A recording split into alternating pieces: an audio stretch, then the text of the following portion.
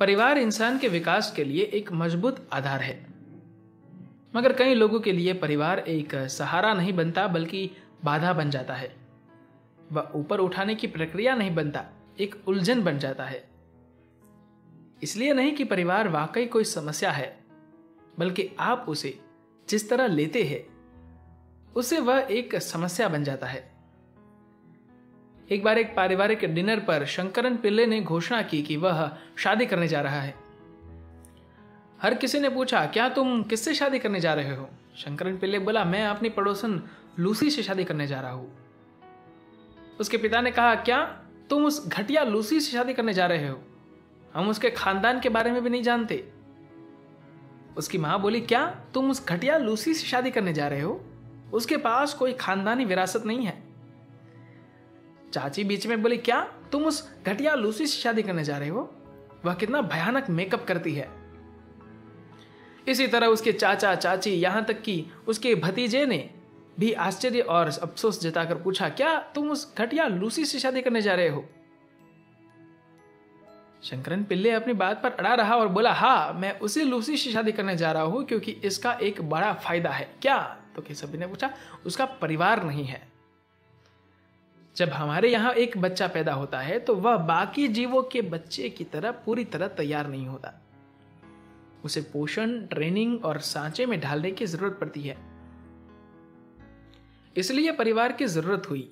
परिवार इंसान के विकास के लिए एक मजबूत आधार है।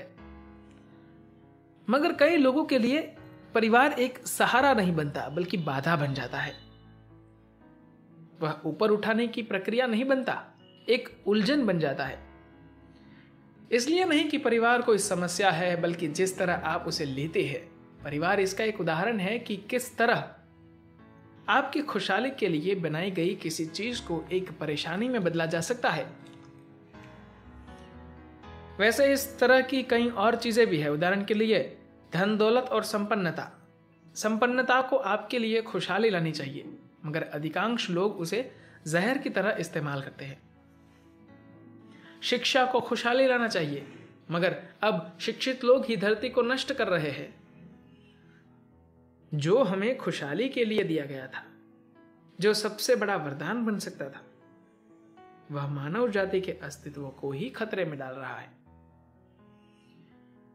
इसी तरह परिवार, जिसे एक सहारा और इंसान के विकास के लिए एक जरिया होना चाहिए था, वही कई लोगों के लिए उलझन की प्रक्रिया और बोझ बन गया है। परिवार तभी सुंदर होता है जब वह एक खास तरह से काम करता है, वरना वह सबसे भयावह चीज हो सकती है।